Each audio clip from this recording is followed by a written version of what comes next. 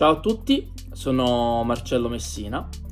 Per chi non mi conosce, sono stato campione italiano nell'anno 2023, ho vinto vari titoli, Club Azzurri, Super Sfida, faccio parte da diversi anni della nazionale italiana di surf casting, con cui proprio lo scorso anno abbiamo vinto il campionato del mondo di surf casting nella massima categoria. Ho deciso di andare a realizzare un classico trave, forse il più utilizzato per la pesca a fondo dalla spiaggia in Italia, ovvero il paternoster. Nello specifico voglio fare un trave classico che generalmente viene utilizzato con mare calmo o poco mosso, ovvero un paternoster con braccioli di circa 1 metro di lunghezza, quindi un trave classico che spesso viene utilizzato proprio per la pesca alla mormora a buone distanze da riva. Per realizzare questo trave ho deciso di utilizzare uno 0,50. Voglio utilizzare il Match Strong, che è un monofilo abbastanza rigido. Per gli amanti dei fili morbidi ci sarebbe anche il Soft Plus, che andrebbe molto bene, che è un po' più morbido. E ho deciso di utilizzare lo 0,50. Lo 0,50 perché è un diametro non esagerato, ma che ci consente un po' di gestire qualsiasi piombo con condizioni, con lanci above o sidecast. Per iniziare abbiamo bisogno di mettere un moschettone con girella oppure uno sgancio rapido. Per l'occorrenza sto adoperando il ProSurf SS Power Clip, misura large perché appunto adoperando un 50 voglio andare a utilizzare un po' dei piombi anche di un certo tipo, di conseguenza voglio andare in sicurezza. Sono degli sganci in acciaio inox dotati anche di una piccola guainetta, ideali per lo sgancio del piombo. Quindi andiamo a estrarre il nostro sgancio dalla guainetta e andiamo ad entrare il capo libero del monofilo nella parte sottile conica della guainetta. Fatto ciò, dobbiamo andare a annodare il nostro sgancio nella parte dove vi è l'occhiellino. Io ho deciso di adoperare il Palomar perché è un nodo in cui il filo viene doppiato, che mantiene un carico di rottura altissimo e che difficilmente, se ben realizzato, va a bruciare il nostro monofilo. Quindi inseriamo il capo libero nel nostro occhiello in questo modo e dopodiché torniamo indietro, non completamente ma parzialmente, perché se fuoriesce ovviamente non abbiamo fatto nulla. Quindi avendo ora il filo doppiato andiamo a realizzare un piccolo anello e un nodo semplice in questo modo. Dopodiché in questa soletta di qui dobbiamo far passare il nostro sgancio, quindi passiamo il nostro sgancio e questa soletta viene ribaltata adesso sopra il nodo, così. Ecco, così. A questo punto lo accompagniamo un po', lo bagniamo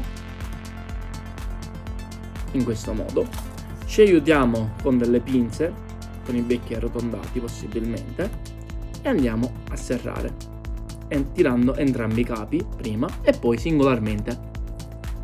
Andiamo a tagliare l'eccedenza, non troppo corta, possiamo lasciarla tranquillamente quei 5-6 mm di eccedenza, e andremo a mettere la nostra guainetta a coprire il nodo e lo sgancio in questo modo. Adesso non ci rimane che tagliare il nostro monofilo. Personalmente andrò a tagliare a 1,30 m circa. Tagliamo. E adesso dobbiamo andare ad inserire coloro i quali andranno a formare il nostro snodo, cioè una perlina, una girella, una perlina e poi nuovamente una perlina, una girella, una perlina, per andare a formare i nostri 2 snodi. Quindi eccoci qui con le nostre perline in vetro, adoperiamo quella per lo 0,50, sono delle perline calibrate in vetro adatte all'incollaggio, e andiamo a prendere le nostre microgirelle, in questo caso la misura 22, questo punto col capo libero del filo andiamo a inserire perlina, girella, scappata, girella, perlina, primo snodo e ora di nuovo perlina, girella e perlina, secondo snodo. Una volta inserite le perline, le girelle, le perline, insomma quelli che saranno i nostri snodi, non ci rimane che andare o a realizzare un'asola, che onestamente avrei fatto nel caso in cui come sgancio per il piombo avrei messo, se avessi messo diciamo un moschettone con girella, ma in questo caso, avendo messo il nostro sgancio rapido sprovvisto di girella, preferisco utilizzare delle girelle come capocorda. In questo caso sto utilizzando delle girelle in acciaio inox ad alto carico di rottura e come coprinodo prendiamo della guainetta di silicone, tagliamo circa 1 centimetro di guainetta, andiamo ad inserirla così e a questo punto prendiamo la nostra girella che farà da capocorda e possiamo sempre realizzare un nodo che più preferiamo, un uni, un clinch, un doppio clinch, ciò che preferiamo, ma personalmente rivado di Palomar. E adesso piccolo trucchetto per adoperare la guaina più sottile possibile e far coprire il nostro nodo. Bagniamo il nostro nodo e andiamo a inserire la nostra guainetta. Eccola qui. Adesso non ci rimane che andare a incollare i nostri snodi. Nel frattempo ci siamo muniti di un piccolo supportino da incollaggio, un punteruolo, diciamo quelli che fanno parte dello slamatore di solito, colla cianoacrilica e una bustina trasparente o una bustina riciclata di un pacco di minuterie che abbiamo a casa. A questo punto dobbiamo andare a mettere il nostro trave nel supporto da incollaggio. Cosa molto importante, la girella vicino al nostro sgancio rapido consiglio di staccarla da un minimo di 5 a anche una decina di centimetri dal nostro sgancio. Questo in quanto il nostro diciamo piombo, quando andrà a depositarsi su un fondo morbido, magari tendendo a andare un attimino giù, farebbe lavorare male questa girella che si troverebbe in mezzo alla sabbia, quindi staccarla un pochino ci aiuta senz'altro. Quindi andiamo a bloccare il nostro filo nei due supportini laterali, prendiamo poi l'altro capo. Questo snodo possiamo decidere liberamente se staccarlo qualche centimetro dal nostro capocorda o metterlo in battuta. In questo caso decido di metterlo in battuta. Quindi vado in questo modo a bloccare la nostra girella e blocco l'altro capo libero. A questo punto, prima di prendere la colla, decido dove più o meno posizionare i nostri snodi. Ecco qui così. Prendiamo la nostra colla, mettiamo qualche goccina sopra la nostra bustina. Quindi bagniamo, facciamo attenzione a toccare solo le perline e non la girella, quindi bagniamo il filo con una goccina di colla, gli spostiamo la perlina sopra e andiamo a completare con un altro po' di colla per poi alla fine togliere la colla in eccesso. Spostiamo quindi la perlina sopra così e andiamo anche dal lato interno della perlina. Primo snodo incollato, secondo snodo quasi pronto. Ora mi sposto leggermente la perlina che mi dà fastidio dove è situata, con la parte non sporca di colla del lago, quindi ora vado a mettere nuovamente una goccina di colla, risposto la perlina e tolgo la colla in eccesso. Adesso il mio consiglio è quello di non utilizzare attivatori, ma di lasciare che il nostro trave asciughi naturalmente. questo punto, visto e considerato che il trave deve asciugare, nel frattempo andremo a legare i nostri ami. Preferisco in questo caso piuttosto che un amo ad occhiello andare con un amo a paletta, in maniera tale diciamo da farvi vedere qualche altro tipo di nodo.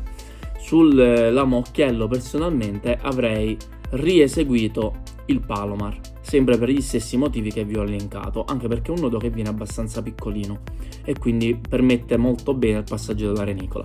Stiamo utilizzando una mappaletta, in questo modo andremo a vedere degli altri nodi. Quindi prendiamo il nostro monofilo, in questo caso Fluorocarbon FC403 SV dello 020, andiamo al nostro capo libero, facciamo un anello in questo modo. A questo punto prendiamo il nostro amo a paletta e lo andiamo a mettere sovrapposto rispetto al nostro monofilo, impugnandolo in questo modo con la punta rivolta verso il nostro unghio. Prendiamo quindi questo anello che si è andato a creare e, facendo attenzione a come disponiamo le spire, mettendole una di fianco all'altro senza accavallarle e andando dal nostro unghio verso la punta del lamo, andiamo a disporre queste spire girando in questo modo: 1, 2, 3, 4, 5, 6, 7. Possiamo fare da 4 a 8, 10 spire, diciamo ne ho fatte 7 in questo caso. Adesso il filo lo fermiamo subito sopra l'unghio del nostro indice e con il medio lo blocchiamo. Adesso andiamo a chiudere il nodo senza però serrarlo eccessivamente, quindi prendiamo questo capo libero e tiriamo internamente e non esternamente, perché questo favorisce poi la lamata. Andiamo a tagliare l'eccedenza, non troppo corto, 6-7 mm.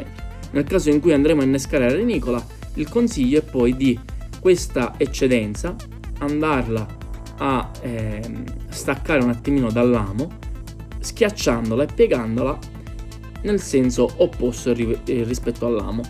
In questo modo al passaggio della renicola ci faciliterà le cose, evitando di danneggiarla.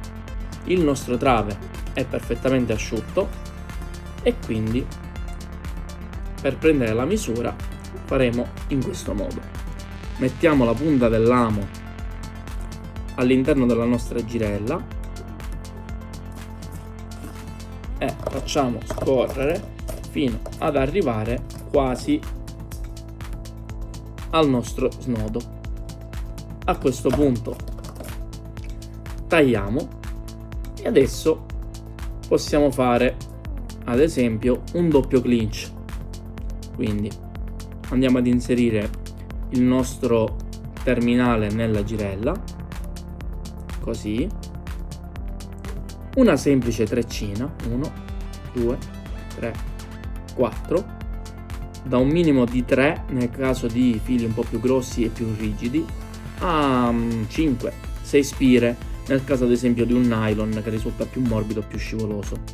A questo punto inseriamo il capo libero in questo occhiellino che si è creato e dopodiché lo reinseriamo in questa soletta che si è creata, così.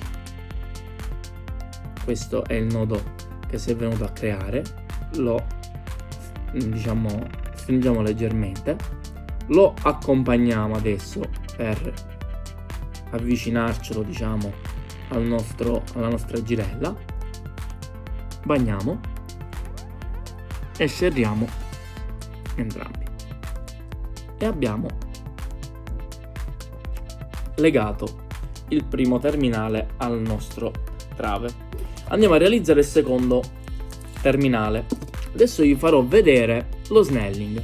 È un nodo che ha un carico di rottura superiore, ma soprattutto il vero vantaggio, oltre al discorso del carico di rottura, è che il nodo verrà molto più schiacciato e piccolo, cosa non da poco, specialmente quando andiamo ad innescare la nostra renicola, che è molto delicata. Quindi andiamo sempre a realizzare il nostro anello in questo modo, posizioniamo l'amo nello stesso identico modo di prima, quindi tutto uguale, ecco qui, La differenza sta che anziché andare a girare come abbiamo fatto poco fa, prenderemo il filo in questo modo. L'amo entra dentro e incrociamo girando. L'amo entra dentro e incrociamo. Dentro, incrociamo. Finito, spostiamo questa soletta sopra l'unghio, blocchiamo e tiriamo questa volta il nostro terminale. Adesso tiriamo il capo libero. Attenzione a non stringere troppo, perché questo nodo, una volta serrato, non siamo più in grado di spostarlo. Quindi ci spostiamo adesso che abbiamo leggermente chiuso il nodo, il nostro, diciamo, nodo vicino alla paletta, in questo modo, sempre col filo che fuoriesce dall'interno, e andiamo a serrare. Questo è un nodo che possiamo decidere di tagliare completamente a zero oppure di andare a tagliare questo baffetto, lasciarlo un po' più lungo. In questo caso, per variare, vedere qualcos'altro, faremo un nodo 1. Quindi entriamo il capo libero del filo nella nostra girellina, andiamo a creare questo anellino in questo modo, e adesso facciamo 1, 2, 3, 4 giri, non ho più che dire. Tiriamo leggermente, adesso bagniamo, lo accompagniamo vicino alla girella e serriamo il nostro nodo. Chiaramente l'amo cadrà circa dai 5 ai 10 cm dallo snodo successivo.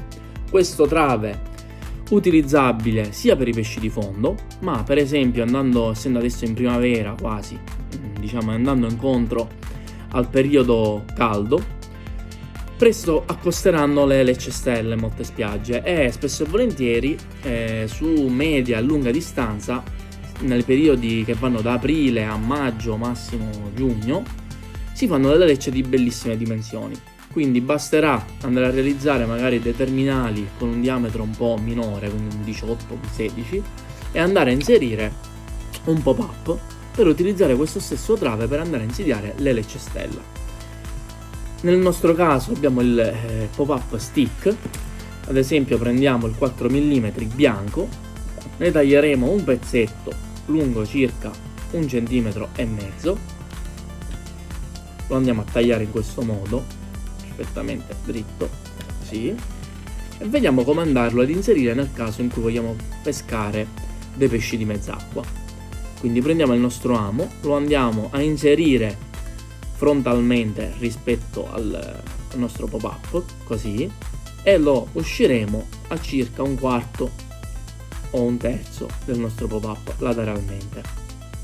Usciamo completamente l'amo, aiutandoci in questo modo.